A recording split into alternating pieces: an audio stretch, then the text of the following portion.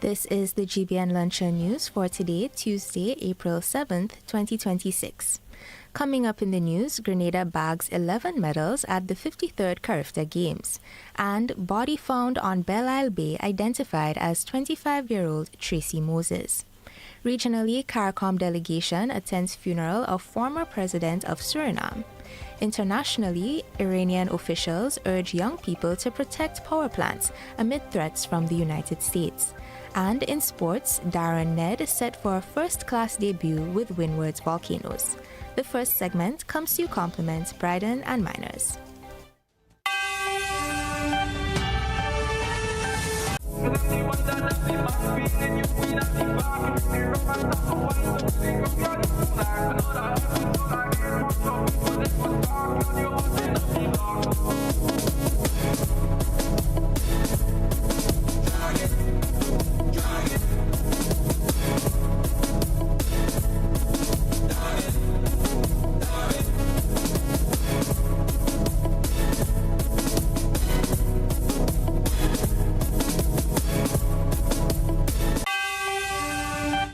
I'm Diedra Sealey with the details.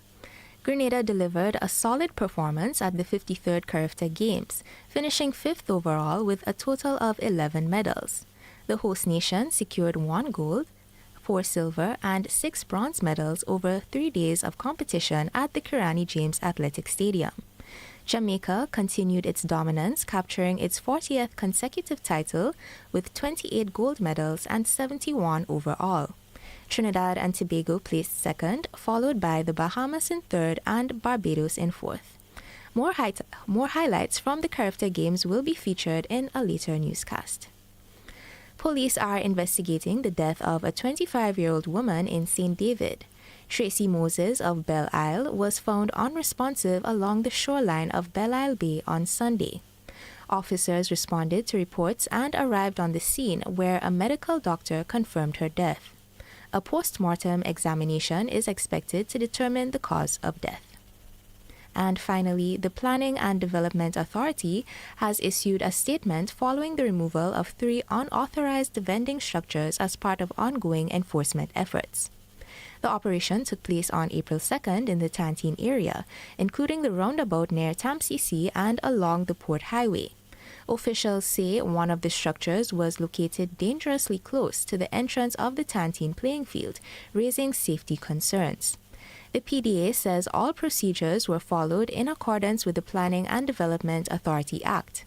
The authority is reminding the public to obtain proper approval before erecting any structures, especially in public places along roadways. That concludes our first segment. Stay with us for regional news. The second segment comes to you compliments Fortune Foods Limited.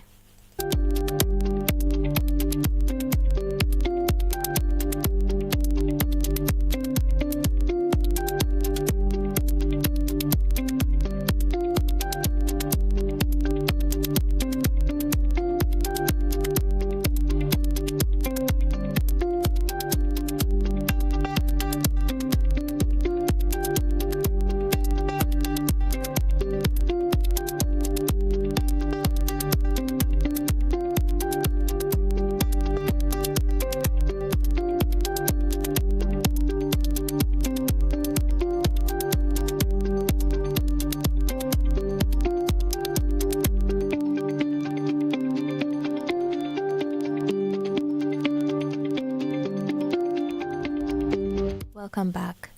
A CARICOM delegation is attending the funeral of former President of Suriname, Chandrika Prasad Chan Santoki. More details in this OCM report. St. Kitts and Nevis Prime Minister Dr. Terence Drew will today lead a CARICOM delegation to the official funeral of former Suriname President Chandrika Prasad Chan Santoki. Mr. Santoki died last week at the age of 67. According to an official statement in St. Kitts and Nevis yesterday, the presence of the delegation, headed by Prime Minister Dr. Drew, who is also the CARICOM chairman, underscores the deep bonds of solidarity within CARICOM. Last week, the Suriname government said the former president will be cremated. Additionally, yesterday and today have been declared days of national mourning, with the flag of the country being flown at half-mast in order to commemorate the passing of the former president in a fitting manner. Mr. Santoki was the chairman of the main opposition Progressive Reform Party. He died at the academic hospital in the capital, where he had been taken after falling ill. He had served as Suriname's 9th head of state from 2020 to 2025. Following the May 2025 general election, Mr. Santoki returned to the parliament as leader of the opposition. The use of certain levels of tints on vehicles in Guyana are now in effect. Motorists over the last few days have flooded tint application and automotive shops seeking to have the right shades installed according to regulations. The regulation governing the levels are now in full effect. Home Affairs Minister Onej Waldron says the regulation must be adhered to. She's insisting members of the public have no reason to call her. It's for people like me, and I say people, leaders in society who don't permit those kinds of calls. And we've already been sending the messages that there's a reason why we have a regulation put in place. It's very clear, and you have to comply with the law. It's very easy to tell a person, look, this is the law. If it is, don't call me. As Prime Minister said in one of our traffic conferences, he said, don't call me. If it is that you have not complied with the law, don't call me. Just comply. And that is the message that we're sending to all of our friends and foes alike. Don't call me. If the law is very clear, you comply. Under the new tint regulation, vehicles are allowed a 25% level for the front windows and a 20% level for the back windows and the back windscreens. Front windscreen tints are not allowed. The government says the regulation is needed so that it coincides with the National Safe Country program. And I just came back from a regional conference, and Guyana is standing head and shoulders above its Caribbean regional peers in relation to the serious crime solving. We want to improve those figures, and we've had 25% decline in serious crime. We want that to go down even lower. We want to have success stories like we had last Christmas in Georgetown, where we had no serious crime no crime and robberies on Main Street. And we want that to be replicated in all of the hotspot areas in Georgetown and around this country. The minister also explains the tint regulation will help the deployment and installation of CCTV cameras. And Trinidad and Tobago's Prime Minister, Kamla Persad-Bissessar, is again calling for transparency from the Caribbean community over the process used to reappoint Secretary General Dr. Carla Barnett.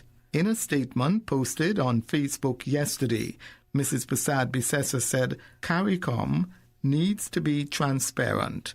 She described as surreptitious and odious the process used to reappoint the Secretary General. She said Trinidad and Tobago remained committed to CARICOM, but warned that her government will continue to challenge the process until the matter is resolved. The Prime Minister said the appointment affects the future over the coming 5 years of Trinidad and Tobago's economy, security, integration, and foreign affairs. She said she will mercilessly, relentlessly, and if needed ruthlessly, publicly prosecute this matter until transparency is achieved. The second segment came to you compliments Fortune Foods Limited. International news and sports are up next.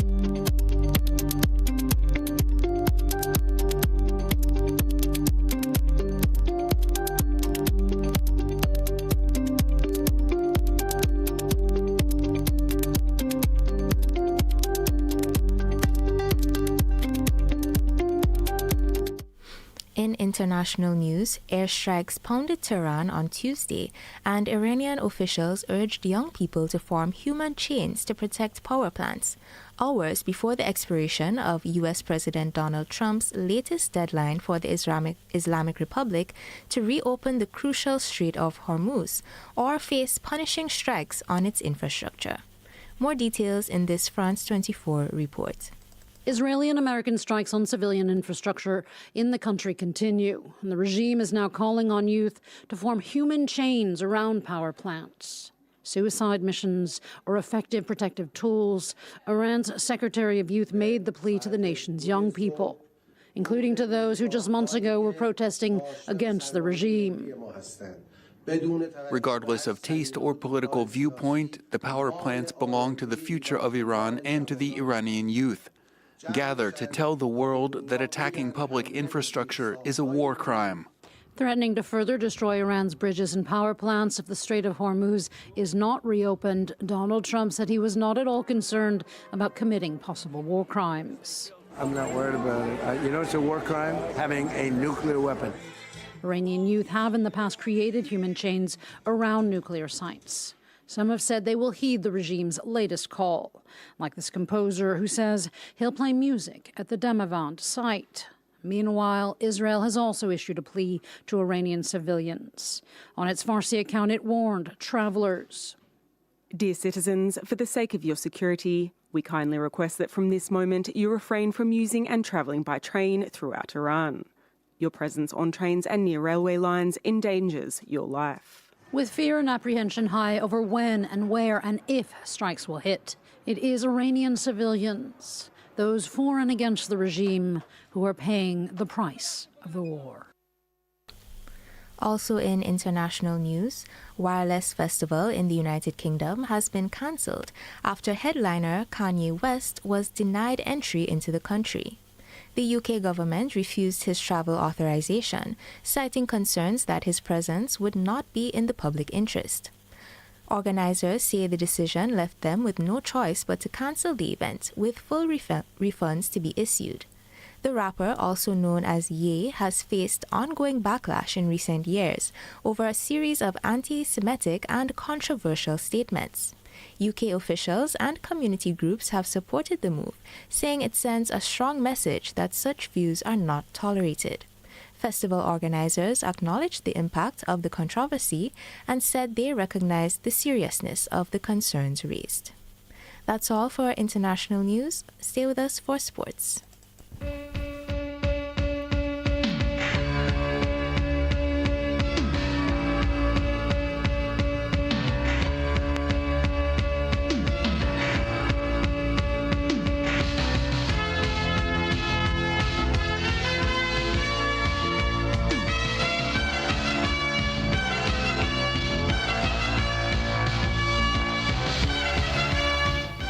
In sports, Diedra Ned will make his first-class debut as one of 4 Grenadians selected for the Windward's Volcanoes in the upcoming regional 4-day cricket season. On April 12th, Ned will debut among fellow Grenadians Ryan John, Teddy Bishop and Daryl Cyrus. The Windward's Volcanoes will face the Guyana Harpy Eagles in a crucial 3-match series, with the winner earning a spot in the playoffs for this year's regional contest. The first match is scheduled from April 12th to April 15th.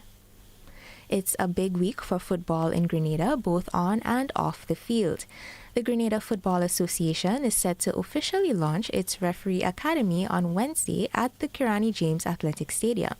The initiative aims to strengthen officiating standards and support the long-term development of the sport locally. Meanwhile, attention is building ahead of a crucial match for Grenada's senior women's national team. The team will return to the Kirani James Athletic Stadium on April 14th to face the Cayman Islands in the CONCACAF Women's Qualifiers. Currently sitting 4th in Group C, Grenada will be looking to secure a vital result as the competition intensifies. Fans are being urged to come out and support the team, with officials calling for strong home backing ahead of the decisive encounter. Following the match, the squad will travel to Bermuda for their final group game on April 18th. And now for a recap of today's headlines.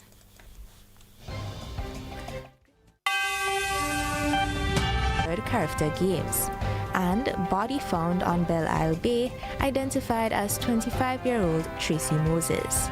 Regionally, CARICOM delegation attends funeral of former president of Suriname. Internationally, Iranian officials urge young people to protect power plants amid threats from the United States. And in sports, Darren Ned set for first-class debut with Windward's Volcanoes. On behalf of the entire news team, I am Diedra Sealey, thanking you for joining us.